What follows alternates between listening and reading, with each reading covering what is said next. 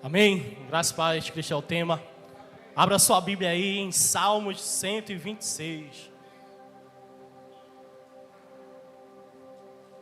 Eu arrisquei trazer a Bíblia aqui de papel, mas eu sabia que ia começar a voar. Deixa eu ler pelo celular mesmo.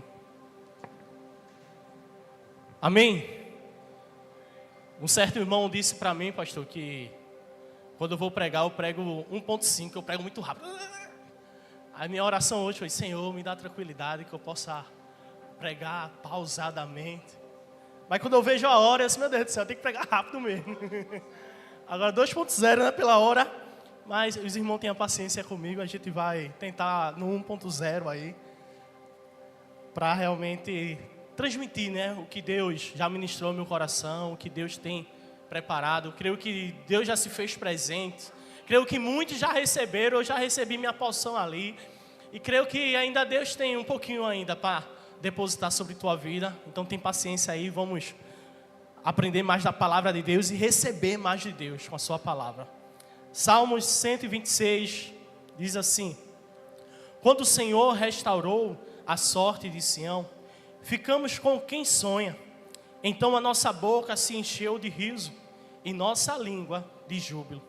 Então entre as nações se diziam: grandes coisas o Senhor tem feito por eles. De fato, grandes coisas o Senhor fez por nós, por isso estamos alegres. Restaura, Senhor, a nossa sorte, como as torrentes no Neguebe. Os que com lágrimas semeiam, com júbilo ceifarão. Quem sai andando e chorando, enquanto semeia, voltará com júbilo, trazendo os seus feixes. Amém? Uma rápida palavra de oração. Pai, obrigado, Pai, por ter lido a Tua palavra. Obrigado, Senhor, pela Tua graça, pela Tua misericórdia. Obrigado por o Senhor já estar presente em nosso meio, Pai. Continua falando aos nossos corações, Pai. Que eu seja ferramenta em Tuas mãos, Pai. Que as palavras que saiam da minha boca, Pai, não sejam simplesmente fonemas ou sílabas, Senhor, mas sim a palavra dos céus, Pai. Guiado pelo Teu Espírito Santo, Pai, com o poder de entrar em nossos corações e trazer mudanças de atitude, Pai. Obrigado por tudo, em nome do Teu Filho Jesus. Amém. Amém, meus amados, podem sentar. Hoje é dia 2 de maio, né? Primeira pregação do mês. E eu recebi a notícia que eu ia pregar já corrido. Mas para a glória de Deus, essa mensagem eu já tinha realmente lido, já tinha preparado, já tinha pregado em outra situação, em especial no culto de gratidão dos nossos irmãos Mateus e Messias pela sua filha, Manu.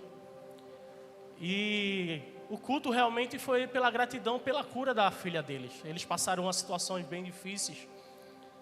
A filha ficou internada, teve que fazer tratamento, investigar o motivo das febres. E ali passaram o tempo, e eles passaram o tempo de choro deles. Período de luta, mas para a glória de Deus, ao receber alta, fazer todos os exames, fazer todo o tratamento, a filha dele recebeu a alta, a cura sobre aquela enfermidade que ela estava tendo. E assim é nossas vidas, né? Nós vamos ter os momentos de choros, os momentos de risos, os momentos de lágrima. E lá em Romanos 12, 15 fala, né? Alegrais com que se alegram e chorem com os que choram. Paulo já estava nos alertando sobre a união e sobre, de fato, vai ter momentos que vamos chorar e vai ter momentos que vamos sorrir. E que nós possamos realmente sorrir com os que sorrem e chorar com os que choram. Respeitar o momento do choro. Porque lá em Eclesiastes 3:4 diz, né? Tem tempo de chorar e tempo de rir. Tempo de plantear e tempo de dançar. Há tempo para tudo. É o momento de sorrir e é o momento de chorar. E se a gente for realmente relatar quantos momentos nós sorrimos e quantos momentos nós choramos, Alexandre aí que é mais antigo aí, o pastor também, Leandro, sabe, tinha um ditado que dizia que quando a gente sorria muito, estava um momento muito alegre, aí dizia: rapaz, eu estou sorrindo tanto que amanhã eu vou ter raiva. Não sei se alguém já escutou essa expressão, a gente tinha até essa expressão, né? Porque de fato, em nossas vidas vai ter momentos que vamos sorrir, mas vai ter momentos em nossas vidas que vamos chorar. E esse é o tema da mensagem dessa noite, né? Risos e lágrimas. E quando eu disse à minha esposa o tema, ela falou assim: por que não lágrimas e risos? Realmente, né, a palavra diz, né, o choro pode durar uma noite, mas a alegria vem pela manhã. Mas se a gente for olhar o texto que nós lemos, o salmista ele começa com alegria, com risos, mas também ele finaliza com lágrimas. E é isso que a gente vai tratar nessa noite, os risos e as lágrimas. Quando a gente lê o primeiro verso dos Salmos, quando o Senhor restaurou a sorte de Sião. Em outras versões vão dizer assim: quando o Senhor trouxe os cativos de volta a Sião. Para a gente compreender um pouco o contexto que foi escrito, eu queria retornar um pouquinho com os irmãos a história bíblica. No período que estava lá, quando Moisés liberta o povo do Egito, e ali Deus opera maravilhas para libertar o povo, que o povo não tinha força para sair. E ao chegar no Mar Vermelho, Deus opera outro milagre, e o povo vê o milagre, a provisão de Deus para aquela nação. E o povo passa, chega no deserto, Deus instrui e dá direcionamento àquele povo sobre as leis. E uma principal lei era não adorar outro Deus, só simplesmente ao nosso Senhor. E o povo recebe toda a instrução, toda a organização e segue para a promessa, que era a terra prometida. E num percurso vê grandes maravilhas que o Senhor operou. As nuvens, o fogo para clarear, as comidas, as águas. Tudo Deus teve a provisão de Deus sobre aquele povo. E chegou na terra prometida. Não mais já com Moisés, mas sim com Josué. E ao chegar eles veem ainda as maravilhas do Senhor. Ao ver as muralhas de Jericó cair, tantas maravilhas. E aquele povo foi prosseguindo e recebendo as bênçãos de Deus. Mas quando eles se instalam naquela terra prometida, ele muitas vezes acaba esquecendo das bênçãos de Deus. E quando a gente vai analisar o período de Juízes, a gente vai ver que aquele povo adorava ao Senhor, passava um período, virava as costas para Deus. O povo de Israel era capturado por outro povo, era derrotado por outro povo, e aquele povo passava um tempo, voltava a clamar, pedindo socorro ao Senhor. O Senhor levantava um juiz, levantou Gideão, levantou Jefté, levantou Sansão, Débora, e muitos outros juízes foram levantados, porque o povo era assim, virava as costas, depois clamava, sorria, virava as costas. Chorava, caía lágrimas, voltava para a presença de Deus. Em meio às lágrimas e sorriso, aquele tempo foi passando e o povo clama ao Senhor por um rei. E ali Deus concede o rei Saul, concede o rei Davi, concede o rei Salomão. Depois de Salomão as coisas começam a desandar, o reino é dividido e o povo vira as costas para o Senhor. Mas mesmo assim, a misericórdia do Senhor era grande. Deus envia os profetas para alertar o povo sobre o erro, sobre o pecado, porque estava adorando outros deuses. E ali a gente vê o período de Jeremias, Isaías, clamando e trazendo realmente reflexão para aquele povo, exortando o povo. Mas o povo não quer saber. E aquele povo, os reinos divididos, são capturados. Ali foi dividido o reino do sul, de Judá, o reino do norte, de Samaria. E primeiro o rei do norte cai com os assírios, depois vem a Babilônia e também destrói os assírios, pega o reino do norte e depois captura o reino do sul. E todo aquele povo ali vai para Babilônia. Nem todos, mas os principais, os príncipes, aquelas pessoas mais importantes. E aquele povo se dispersa. Mas não foi mais como a destruição feita o povo de Juízes. A destruição foi mais firme, mais rígida. A destruição foi de grande alvaria para aquele povo. As muralhas foram derrubadas, o povo foi espalhado, o povo começou a sofrer. O povo se viu num momento de desespero. E ali passaram cerca de 70 anos. Até o Império Babilônico cair para o Império Persa. E Ciro autoriza que o povo retorne, o povo de Israel, retorne para a sua terra e reconstitua o seu povo. E ali a gente vê o período de Neemias, de Esdras, quando o povo retorna a Jerusalém e reconstrói os muros. E é onde a gente chega realmente no versículo 1. É nesse cenário de reconstrução, de construção, que o salmista, no Salmo 126, a gente não sabe o autor, mas entendemos que é nesse período que ele escreve. É um período de alegria, é um período de recomeço, é um período de risos. E o salmista fala, né? Quando o Senhor restaurou a sorte de Sião, ficamos com o que sonha. Muitos já não acreditavam que era possível. No período de Juízes ainda assim era possível, porque o povo se reunia, o povo ainda estava ali sobre a sua terra e criava forças, e Deus agia de forma soberana e libertava. Mas ali ele já não tinha mais força militar, força bélica nenhuma. O povo já estava espalhado e desacreditado.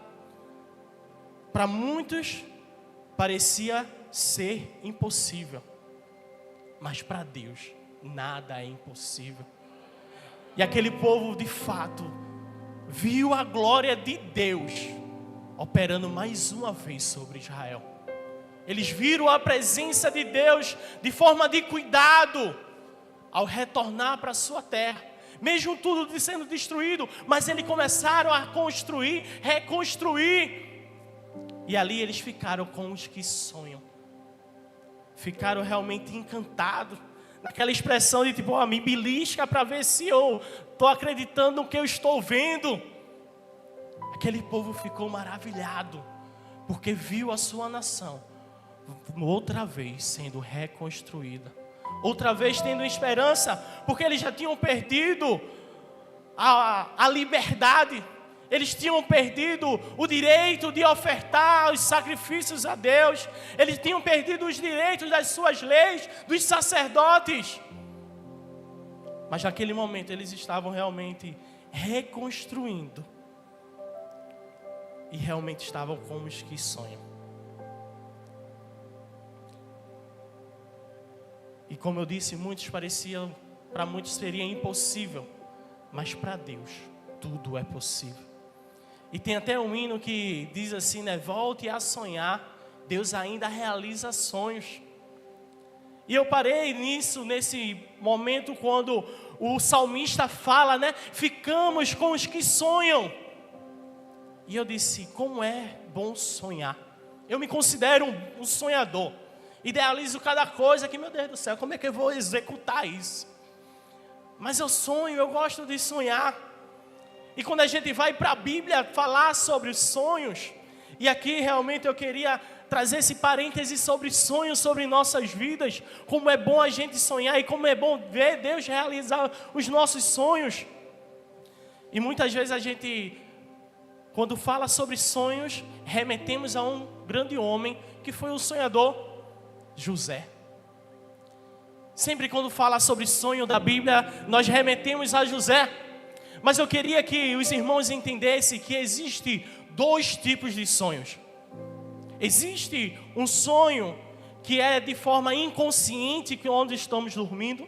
E muitas vezes Deus sim se faz presente e se revela através dos sonhos. Assim como foi com José, um grande sonhador, que Deus se revelou a ele em muitos sonhos. E até hoje Deus opera em sonhos. Mas também existe o sonho de a gente acordado. É um sonho diferente. Não é um sonho de revelação, mas é um sonho de desejo. E qual é a diferença do desejo para um sonho? O desejo é algo que a gente tem e é fácil de alcançar. O sonho é um desejo que nós temos, mas é difícil de ser alcançado. E muitas vezes impossível. Se eu chegar aqui e perguntar, quem tem o sonho de ver o mar? Possa ser que ninguém levante a mão. Por quê? Se bater o desejo de ver o mar, 10, 15 minutos, vamos aqui, chegamos na orla aqui da nossa cidade estamos no mar, tomamos banho de mar. Não é sonho para ninguém aqui ver o mar. Mas se a gente for para o agreste, para o sertão, e perguntar para aquelas pessoas humildes, que muitas vezes não têm recursos financeiros, e perguntar a ela, você tem sonho de ver o mar? Muitas vão dizer, sim, eu tenho um sonho de ver o mar, porque para ela é difícil. E nessa perspectiva eu começo a refletir, será que Deus realiza sonhos? Será que Deus realiza sonhos? Porque o sonho é algo impossível e difícil de fazer, de se concretizar, mas para Deus tudo é possível.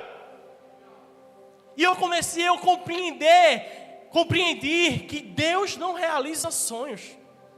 E eu vou explicar melhor para vocês também entender que Deus não realiza sonhos. Se a gente for lá em 1 Samuel, capítulo 1, versículo de 10 a 11, nós vamos ver a história de Ana. Ana, uma serva de Deus, que era casada com Elcana, que Elcana tinha sua concubina, Penina, que tinha muitos filhos, mas a sua esposa Ana não tinha filho nenhum. E o que ela mais desejava era ter um filho, mas para ela era impossível. E o desejo se tornou um sonho. Ana sonhou. E quando a gente vai falar sobre sonho, eu gosto muito de refletir sobre a vida de Ana, porque foi uma mulher que sonhou o impossível sobre a vida dela. E a gente vai ver no verso 10 do capítulo 1 de 1 Samuel, que diz assim: e Ana, com a amargura de alma, orou ao Senhor e chorou muito. Ela fez um voto dizendo: Senhor dos exércitos, se de fato olhares para a aflição da tua serva e te lembrares de mim e não te esquecer da tua serva e lhe deres um filho homem, eu dedicarei ao Senhor por todos os dias da sua vida e sobre a cabeça dele não passará navalha nenhuma. O sonho que Ana tinha, ela depositou no altar do Senhor.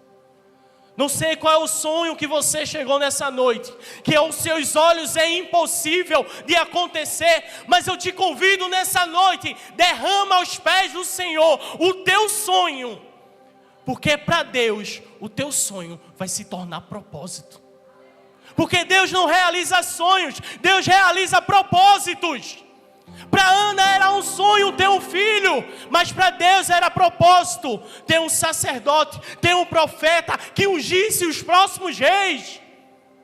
O filho de Ana não era simplesmente para o seu capricho, o sonho de Ana não era simplesmente para ela, o sonho de Ana se tornou propósito divino aqui na terra. Qual é o teu sonho, meu amado? O que você tem desejado? É simplesmente para o seu capricho? É simplesmente para o teu desejo? Ou é para glorificar o nome santo do Senhor aqui nessa terra? Que os teus sonhos possam ser depositados aos pés do Senhor, para que se torne propósito divino aqui nessa terra.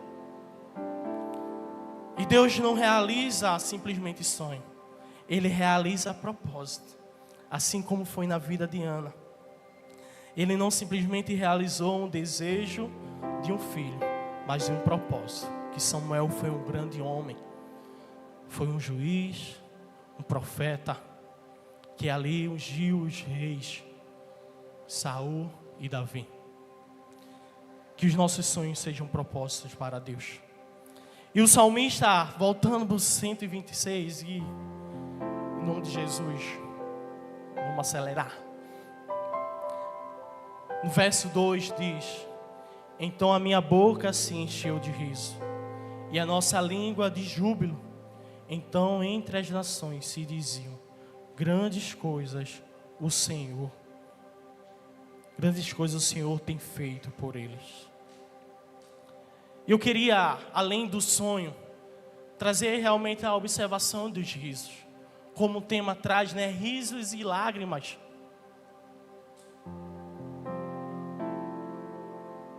E o salmista externa isso, que os risos dele foi pelas grandes coisas que o Senhor fez por ele.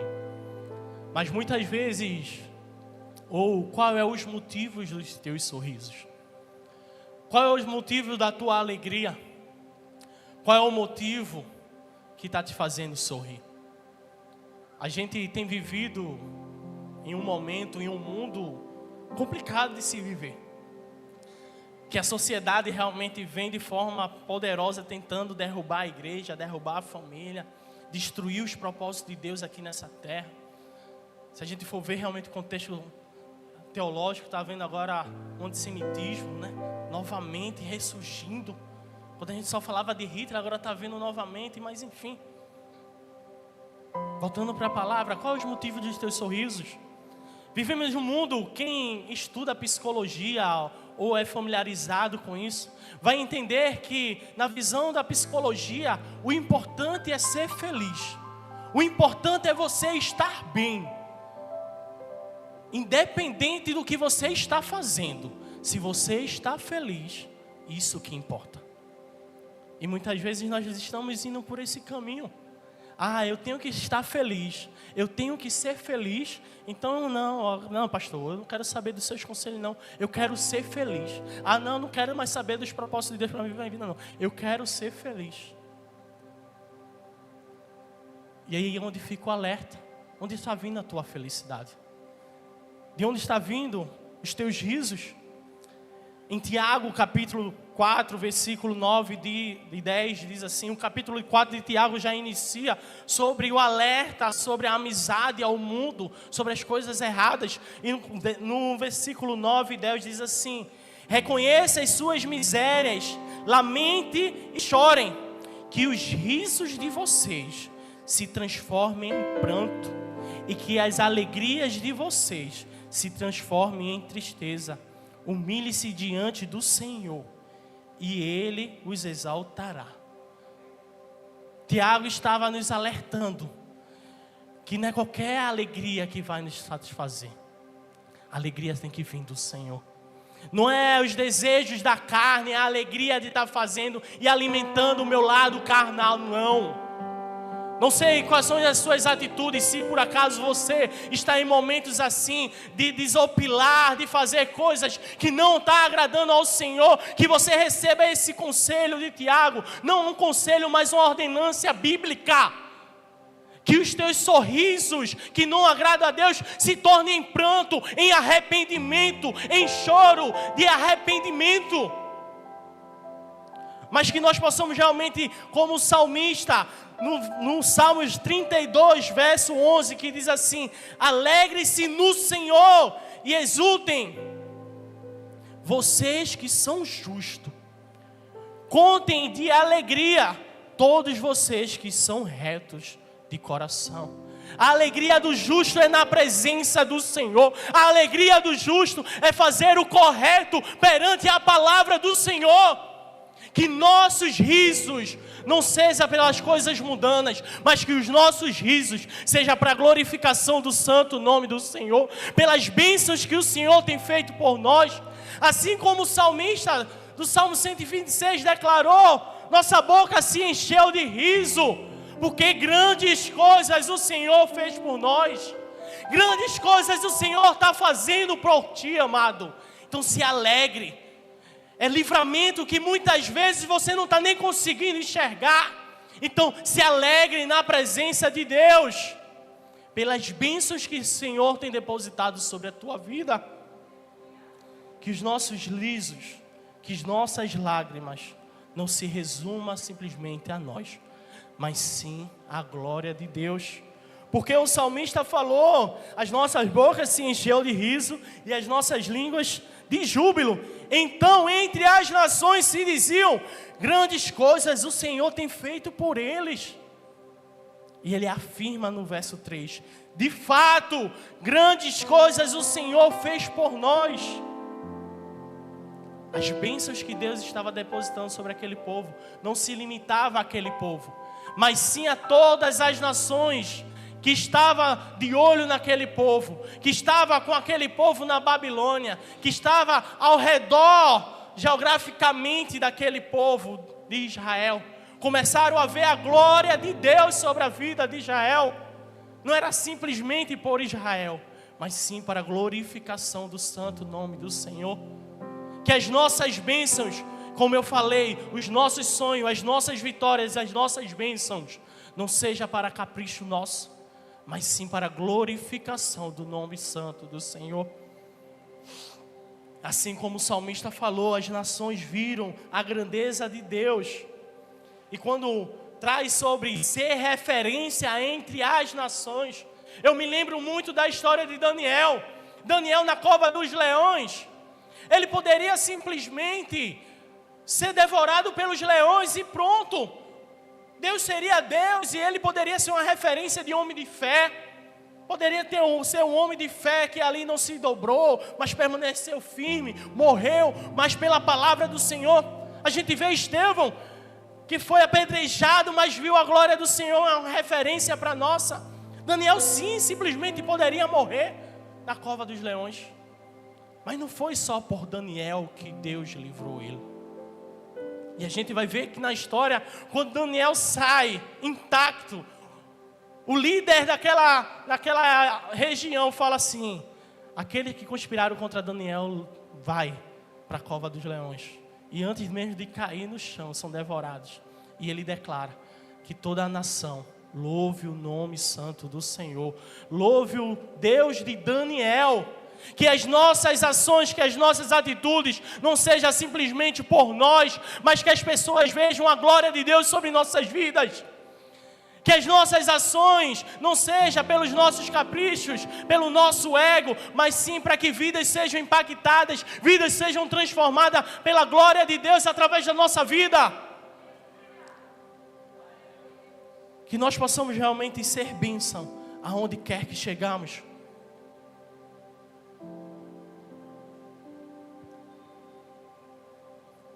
E a gente viu os risos que o profeta, que o salmista declarou. Mas se a gente for analisar do verso 1, 2 e 3, é sobre os risos. Mas há uma divisão do verso 4, 5 e 6, que é sobre um clamor e choro e lágrimas. O povo estava alegre, estava com os sonhos. A glória de Deus estava parando sobre Israel. Mas também tinha as suas dificuldades. Quem aqui já recebeu uma bênção e não passou alguns dias, já começou outra provação? Quem aqui já conquistou algo, fez a vontade de Deus e depois de alguns dias começou uma perseguição, começou uma dificuldade, começou um desconforto? E assim é as nossas vidas. E com eles não foram diferentes. Eles estavam felizes sim, glorificando o nome do Senhor sim, porque ele estava reconstruindo. Mas se a gente for analisar e ver, não foi tão fácil. A reconstrução é mais árdua do que uma construção. E para aquele povo também não foi diferente. Eles enfrentaram muitas dificuldades. Se a gente for ver realmente o período de Neemias, de Esdras, a gente vai ver as dificuldades externas de povos vizinhos, as dificuldades internas do próprio povo, que muitas vezes tem que ser motivado para ali estar reconstruindo as casas, os templos, as muralhas. Tinha as dificuldades externas, internas. Tinha os erros do povo, principalmente os erros do povo. O povo passou 70 anos na Babilônia. Muitos vieram com vícios, atitudes erradas.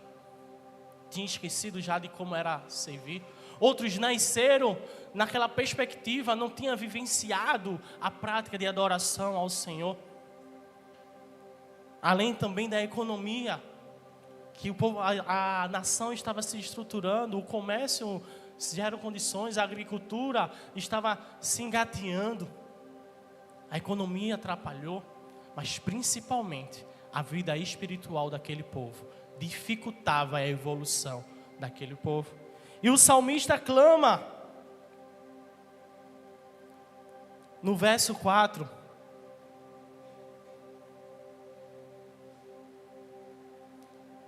restaura, Senhor, a nossa sorte, como as torrentes no Negueb. O salmista, ele viu a dificuldade e clamou ao Senhor. Todos nós vamos enfrentar a dificuldade, como eu citei. Mesmo com vitórias, vai vir a dificuldade. Não sei qual a dificuldade que você chegou aqui nessa noite. Não sei qual foi os empecilhos que te fizeram a quase não chegar aqui. Mas para a glória de Deus você chegou.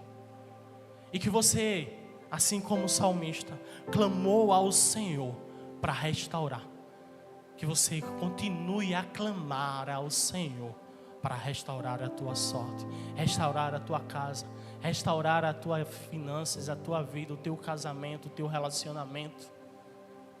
E o salmista clamou ao Senhor para restaurar. E ele traz esse pedido com a comparação, como as torrentes do Negueb, em outras versões como as correntes do sul, como as correntes do deserto do sul. Para que nós possamos compreender melhor o que o salmista estava dizendo, o Negueb era uma região do deserto, no sul de Israel, que ali não tinha vida, só tinha seca, não tinha prosperidade, só morte. E por o período de muito tempo do ano, ali só não tinha vida nenhuma. Mas em um determinado tempo do ano, vinham as correntes das montanhas. E vinha não simplesmente como uma água discreta, mas sim como uma corrente, como uma avalanche, realmente trazendo um renovo para aquela região. E quando aquelas águas passavam, e a gente compreende e entende que água é vida, na nossa vida terrena, e a Bíblia traz diversas situações que traz que a água da vida espiritual é Jesus sobre nossas vidas. E assim como aquela água que vem sobre aquele campo deserto, trazendo vida, trazendo restauração, limpando a sujeira.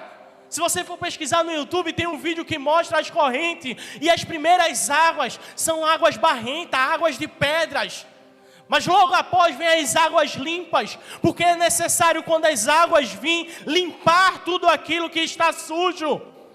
E eu não sei qual a dificuldade que você tem enfrentado, mas que nessa noite você possa clamar ao Senhor: Senhor, vem como água viva, limpando o que está sujo, retirando aquilo que te desagrada, para trazer vida. O que o salmista estava clamando ao Senhor, quando ele compara as torrentes do Negueb, era sobre isso. Senhor, vem com o teu poder, vem com tua autoridade, não vem como a água rasa, mas vem como a água forte, retira toda a sujeira, retira toda a incredulidade, retira toda a prática errada desse povo e restaura a nossa sorte. Que nessa noite, se sua vida está como um deserto, se sua vida está só como choro, se sua vida só está com dificuldades, que nessa noite você possa clamar pelas essas correntes dos céus, corrente que traz vida, restauração, cura, propósito para viver. O salmista clamou ao Senhor, e a gente sabe que Deus poderia agir de forma poderosa. Deus pode agir quando Ele quiser, da forma que Ele quiser.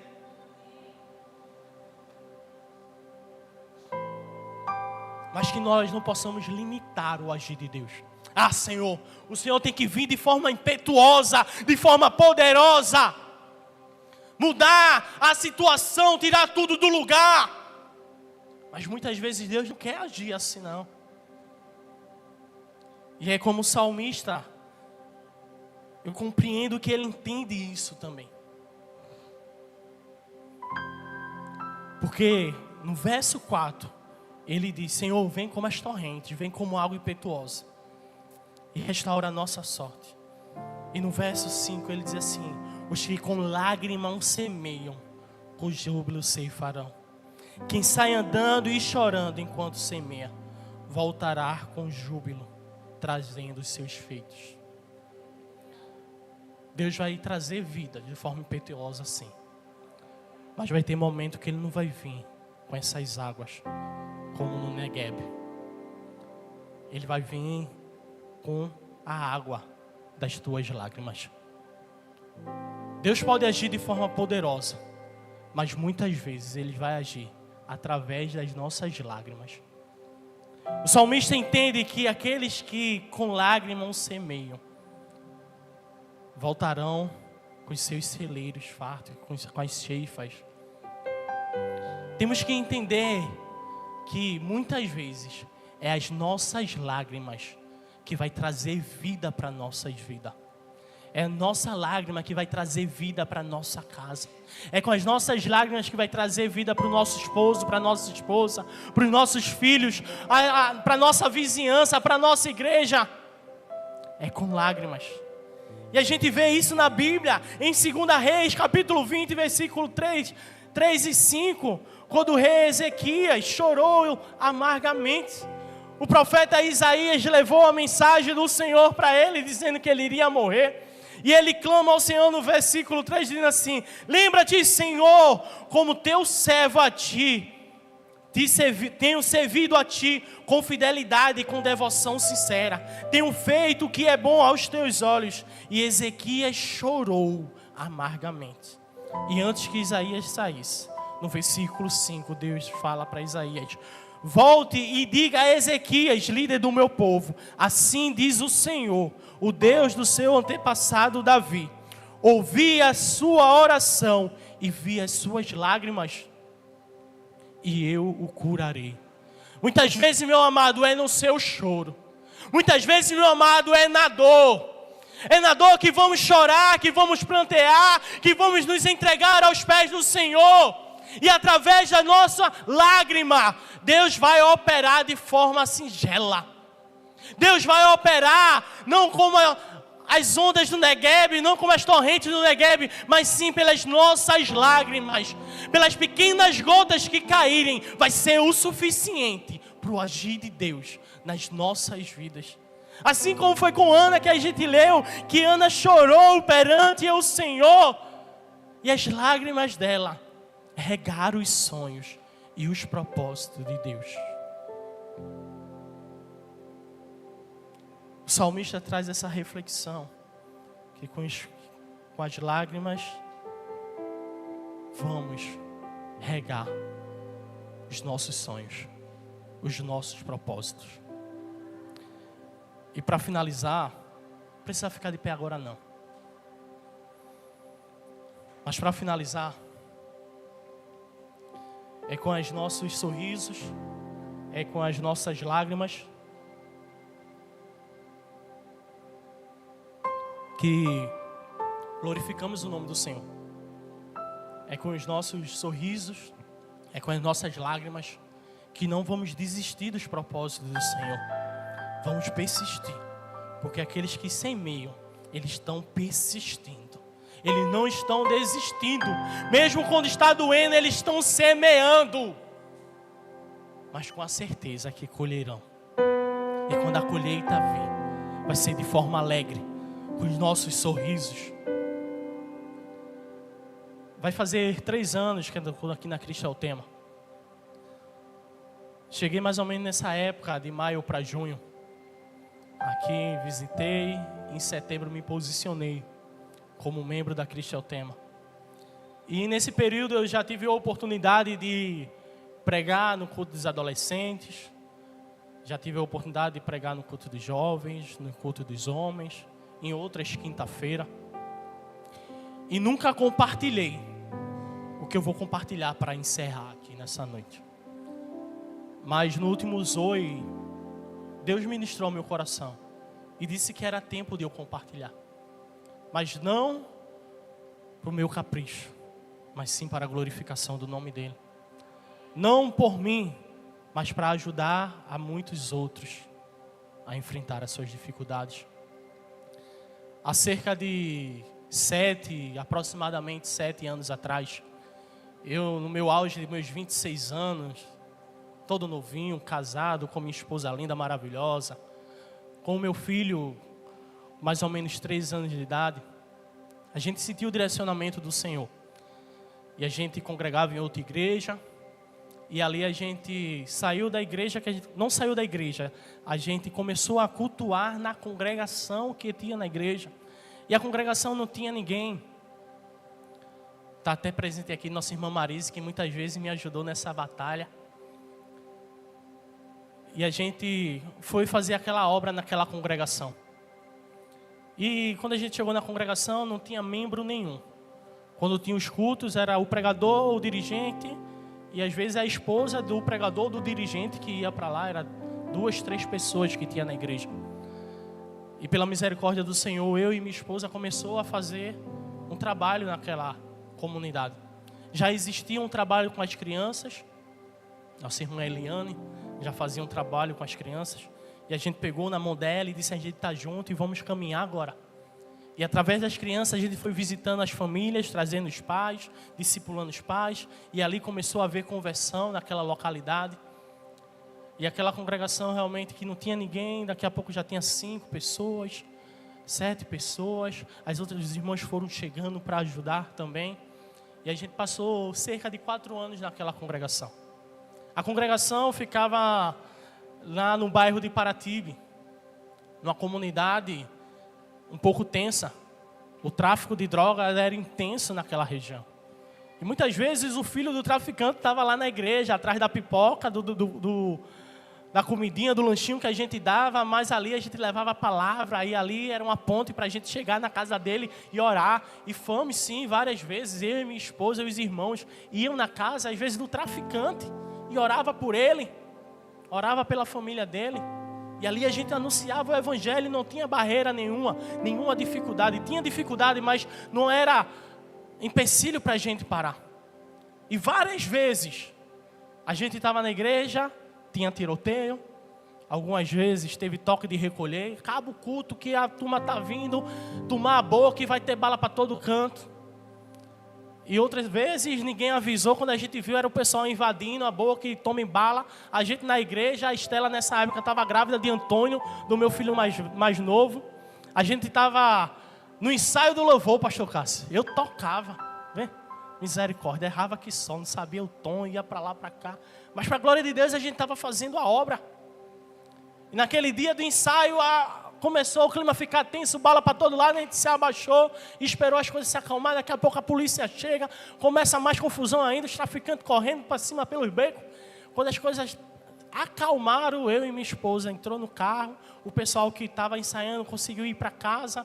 A nossa irmã Eliane chegou para nos ajudar, que ela morava do lado da congregação.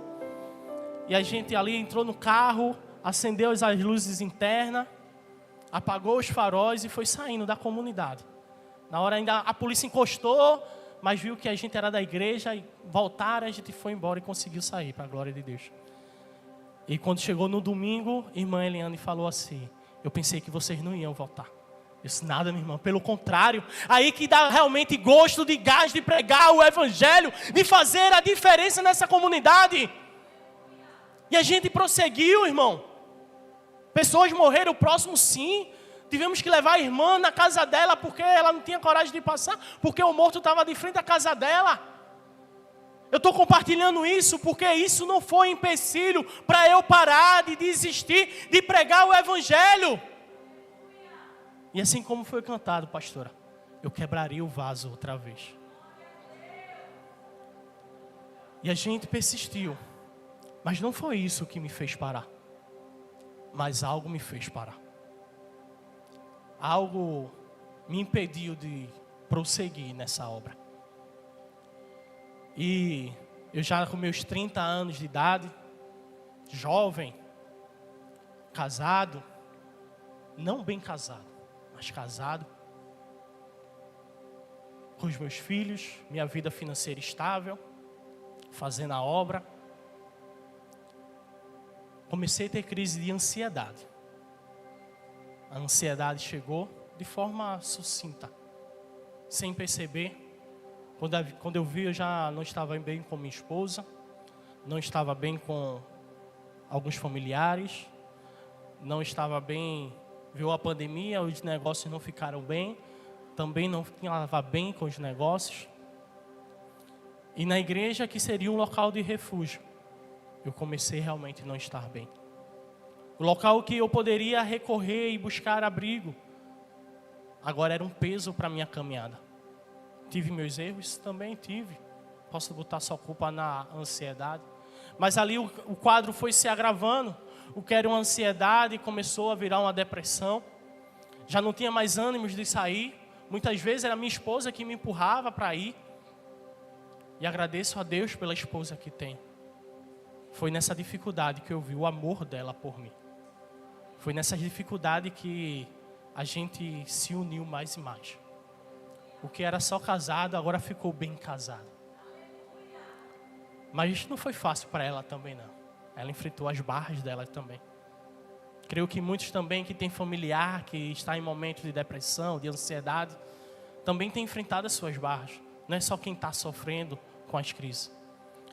E ali as coisas foram se agravando. O local que eu poderia chegar na igreja e receber abrigo, eu encontrava os irmãos. Irmão, meu marido me deixou, eu estou depressiva, meu remédio acabou. E os problemas, meu Deus do céu, cheio de problema. Eu querendo ser cuidado. Não tenho condições mais de cuidar desse povo.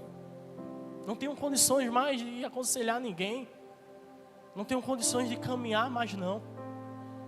Aí quando eu pensei que os líderes da igreja poderiam me abraçar e cuidar no momento da minha fragilidade, da minha doença, eles simplesmente me viram como um fraco.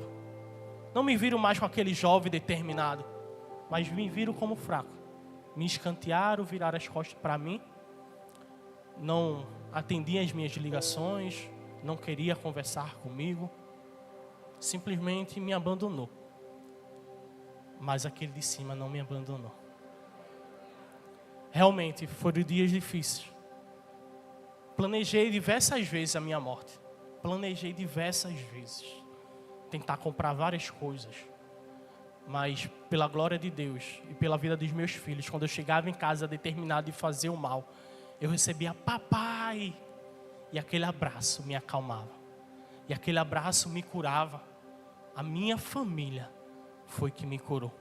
Foi naquele momento que eu entreguei, devemos viver sim para Cristo.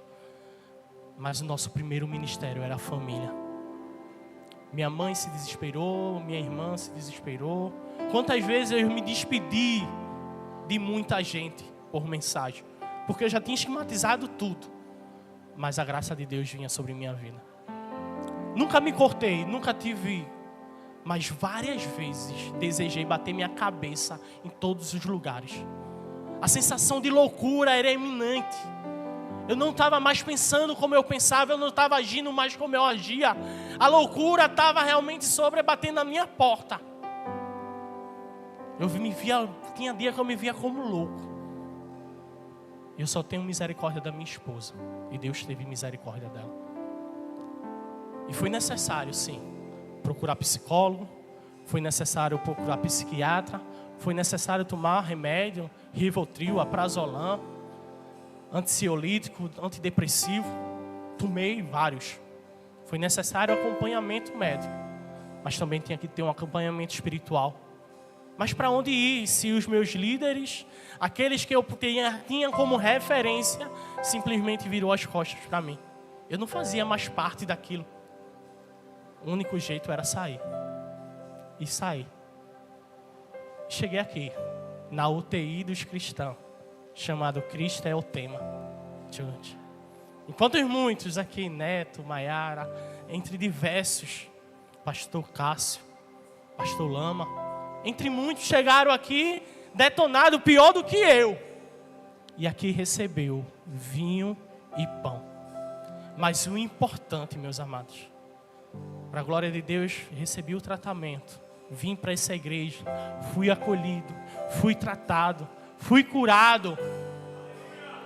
Mas o mais importante, eu não parei. Não sei quais as dificuldades que você tem enfrentado, mas não pare, continue semeando, mesmo em meio a choro, continue plantando. Quantas vezes chorei e me acabei, mas continuei plantando. As minhas lágrimas regaram aquelas sementes que eu plantei. As minhas lágrimas trouxeram vida onde não havia mais vida. Foi com as minhas lágrimas que tive restauração. Foi através da minha lágrima que eu tive a minha cura. Foi através da minha lágrima que eu tive a minha transformação. Não simplesmente para mim, mas para a glória de Deus. E eu volto alegre. E eu volto regozijado. Eu volto sorrindo. Porque através das minhas lágrimas, sementes foram erguidas. árvores foram erguidas e hoje alimentam muitos.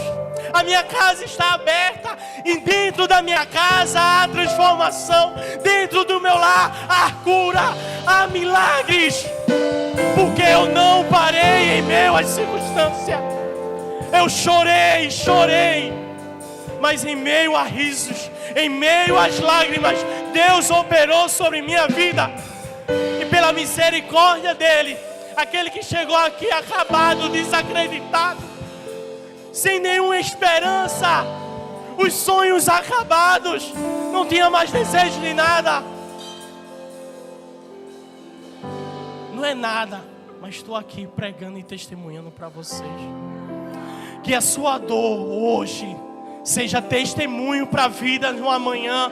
Que os teus choros hoje sejam exemplo de transformação para o amanhã. Que em meio às lágrimas prossiga, em meio às lágrimas avance. E que as suas lágrimas e os seus risos seja para a glorificação do nome santo do Senhor. Eu agradeço a oportunidade.